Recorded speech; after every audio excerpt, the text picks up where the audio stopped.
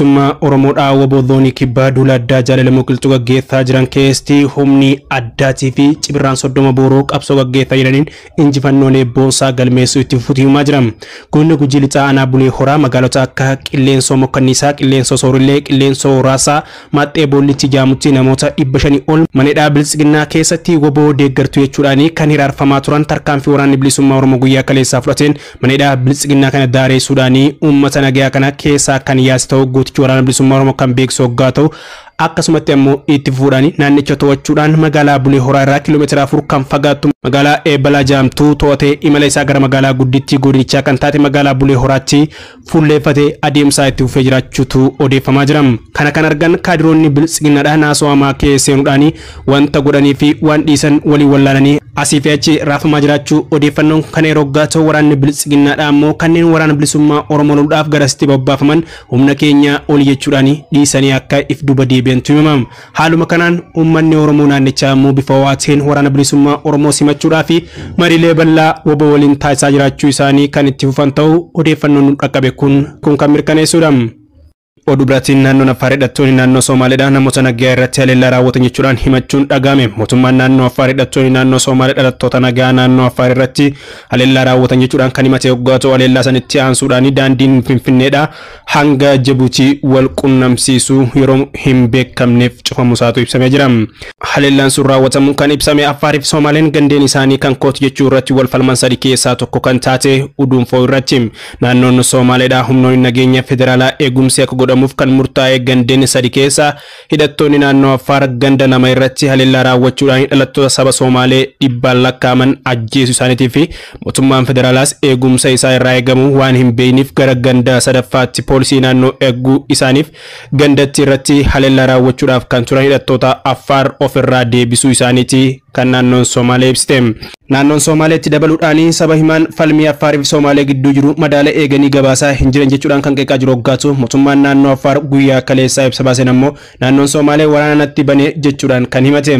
Naannoon sun ibsa sanaan roobii ganama sa'aatii 10 irraa jalqabee naannolee lamaan kan irratti wal falman gandeen keessaa Uduunfoo fi naannoo isaatti haleellaa raawwatameen horsisee bulaan miidhaa irra ga'u beekse. Mootummaan naannichaa kun ibsa kenneen miidhaan hagamii akka dhaqqabe tuquu baatus kan ijaan argan jechuudhaan ogeessi ittisa balaa naannoo Affaar obbo Kadir Ahmad ammoo namoonni 50 ol ajjeefamanii jira jechuudhaan dubbatee ture. Naannoon Affaar ibsa isaa keessatti juuntaa gama bahaa jechuudhaan ibseen humnoota poolisii addaa Somaalee TPLF waliin wal ta'anii haleellaan irratti raawwatan jechuudhaan kan himatu hoggaa ta'u naannoon Somaalee garuu himannaa sana haaluudhaan Uduunfoo keessatti walitti bu'iinsi uumamuu amanee kan haleellaa raawwachuuf dhufan warreen Affaar jiram. Gandeen falmisiisuu sadeen keessatti irra deddeebiidhaan walitti bu'iinsi uumamaa kan ture hoggaa ta'u muummicha ministeeraa dabalatee hogganoonni federaalaa sadarkaa olaanoo jaarsummaa jidduu seenuudhaan kan walitti araarsan hoggani naannoo Affaarii fi Somaalee walitti bu'iinsa gaddeen kana keessaa dhiiga dhangalaasee waan dhaabbateen fakkaatu. Kanuma wajjin wal qabatuudhaan haala qabatamaa amma jiru kanaan rakkoon Empire Itoophiyaa keessa jiru kallattii hedduutti babal'achuu qofa osoo hin ta'in hammaachaa dhufu odeeffannoon kun kan saaxilaa jiru. Oduu biraatiin ammoo lola dhiyeenyatti addunyaa irratti kallattiilee hedduudhaan gaggeeffamaa jiru irratti xiyyaaronni nammalee yookiin dirooniin hirmaachuudhaan haala lolaa addunyaadhaa jijjiiruun mul'ataa jira. Diroonii yookiin xiyyaarri nammaleeyyiin kun lola amma addunyaa irratti gaggeeffamaa jiru irratti hirmaannaa taasiseen lola kana bifa kamiin jijjiiraa jira kan jedhu irratti odeessa bal'aa walitti qindeeffanne qabna. Odeeffannoon kanaa wajjin wal qabatee ba'aa jiru akka jirutti waggoota dhiyooas xiyyaaronni nammaleeyyiin yookaan dirooniin dirree waraanaa keessatti hirmaachuun madaala humna lolaa jijjiiraa akka jiru ogeeyyonni ni kaasanii. Dirooniin ergama basaasuudhaa fi haleellaa kennameef milkeessuu bu'aa waraana jijjiiraa kan jiru hoggaa ta'u. Kanaaf fakkeenyaaf dhiyeenya kana waraana Azerbaijaan fi Ameerikaa gidduutti raawwate akka fakkeenyummaatti kaasuun ni danda'ama. Dirooniin Tarkii gama Azerbaijaniin hojii irra oolan waraanni Azeriidhaa akka milkaa'an guddoo gargaaree ture. Waraanni kaaba Itoophiyaatti erga dhalatee ammoo mootummaan federaalaa kan Itoophiyaattis finciltoota kan ittiin jiru fi garee TPLF irratti diroonii fayyadamee jechuudhaan gabaasaaleen adda addaa ba'an kan eeranii. Haa ta'u malee lola kaaba Itoophiyaa kan mootummaan Itoophiyaa diroonii itti fayyadamuusaa eeramaa jiru kanarratti illee diroonii gosa akkam akka fayyadaman ifa ta'uu baatullee garuu diroonii fayyadamuu isaanii muummichi ministeera Itoophiyaa kan ta'an Kolonel Abiy Ahmad mataa isaanii lola kana keessatti diroonii hojiirra ooluu mirkaneessanii turani.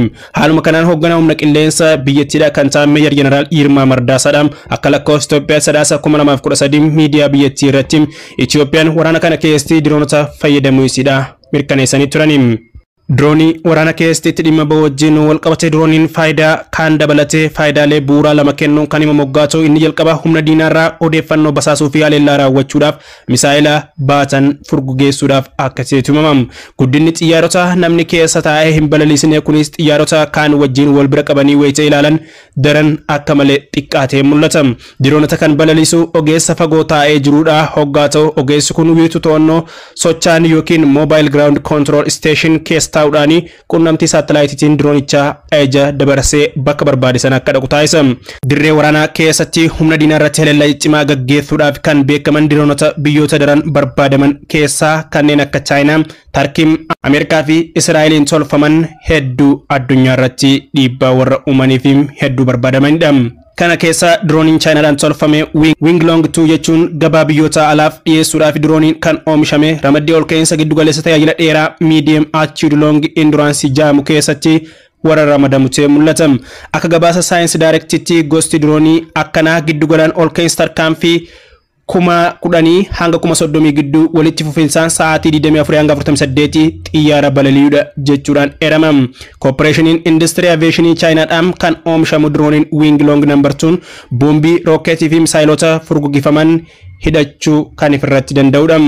Dheerina meetirii 10 fi ol ka'insa meetirii 4.1 kan qabu drooniin kun baalleen isaa immoo meetira 20.5 kan bal'atudha. Saffisaan sa'aatitti kiiloomeetira 300 fi 70 fiiguu kan danda'uu fi walitti fufinsaan sa'aatii 20 samii keessa turuu danda'a. Qunnamtiin saatalaayitiin kan hojjetamu waggaa ta'u raadiyeesii kiiloomeetira 100 fi 1,500 keessatti to'achuun kan danda'amudha. Boombiiwwaniif yookiin misaayilota 12 ulfaatinaan hanga kiiloogiraama 480 qaban baachuu danda'u isaati. Odeeffannichi kan eerumu. Kun kan Chaayinaa waggaa ta'u immoo gama biraatiin biyyi droonii miidhagsuudhaan beekamtu Tarkii keessattillee kan Turkiidhaan tolfamu droonii Bayraktar TB2 jedhamu kan biyyoota miseensota naatoo ta'an dabalatee kaanilleen bitanii ittiin dhimma ba'aa jiraniim. Droonicha kan oomishee dhaabbanni Bayraktar Difeensi wayita ammaa drooniin isaa 160 ta'an Tarkii, Qatar, Yuukireenii fi Azerbaijan keessatti hojiirra oolaa jira. Ji'a caamsaa dabre keessa biyyi miseensa naatoo taate Poolaand diroonota Bayraktar TB2 24 bituudhaaf waliigaltee jirti. Kana malee ebla keessa Moorokoon diroonota kanneen 12 Tarkiirraa bituudhaaf waliigaluu ishii miidiyaan biyyattiittis gabaasaa kan ture. Pirezidaantiin biyyattiidhaa Rasiib Xayyib Erdogan Saudi Arabiyaan diroonota Tarkii kanneen bituudhaaf fedhii akka qabdus kan himan waggaa ta'u akkuma diroonii Chaayinaa Winglong 2 dirooniin Bayraktar TB2 illeen ramaddii ol ka'insa giddu galeessa tajaajila dheeraa keessa kan galu waggaa ta'u basaasaa fi haleellaaf illee dhimma kan itti ba'amudha. Ulfaatina hanga kiiloogiraama 150 baatee balali'uu kan danda'u xiyyaarri kun hanga fageenya kiiloomeetira 300 keessa ta'utti to'achuun akka danda'amutu eeramam. Akka marsariitti dhaabbatichaa irratti kaa'ametti dheerinni baallee droonii kana meetira 12 waggaa ta'u dheerinni isaa immoo 6.5 wayitamu bobaa liitira 300 baachuu danda'a.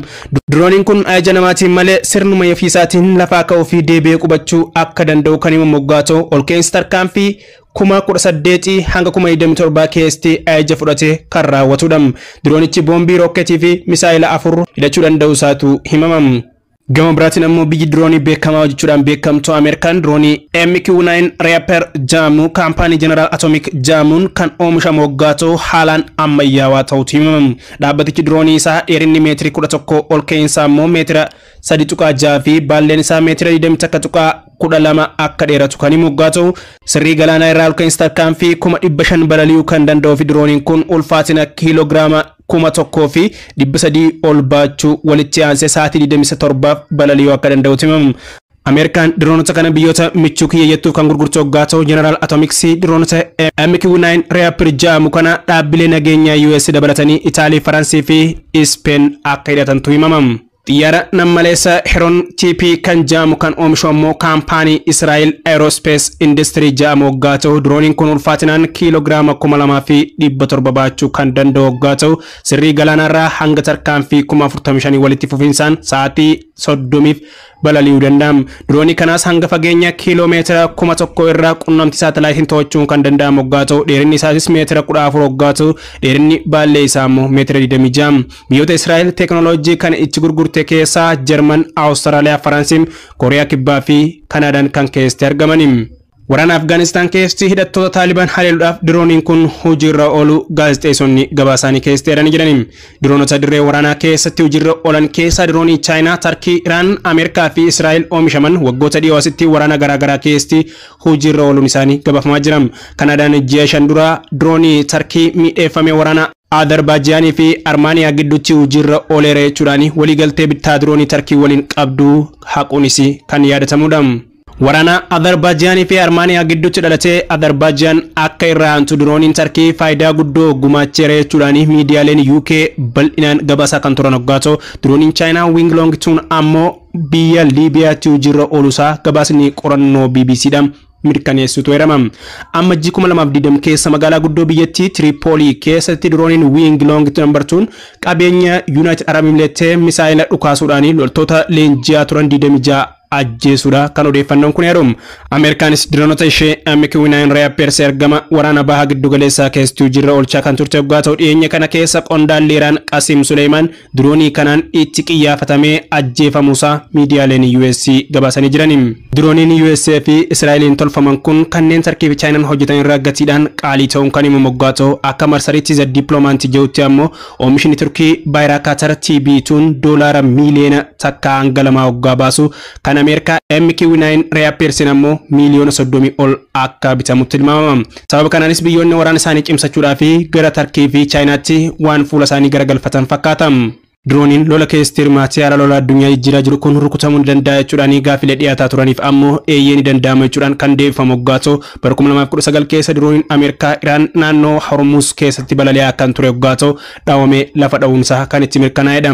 Ameerikaanis kana osoo hin dhoksin kan himte waggaa ta'u basaasaaf jecha daangaa qilleensa koo cabsee galeera jechuudhaan diroonii kana dhooftee kuffisuu haleelluudhumaan dirooniin Ameerikaadha kan ajjeefaman qondaalli waraanaa Qaasim Suleymaan himanii kan turaniim. Basaasaaf jecha daangaa qilleensa koo cabsanii galaniira jechuudhaan diroonii kana dhoostanii kuffisuu haleellaadhuma diroonii Ameerikaatiin kan ajjeefaman qondaalli waraanaa biyya Iraan Suleymaan Qaasim manii turaniim. Iraan diroonii Global Hawk jedhamu kan rukuttee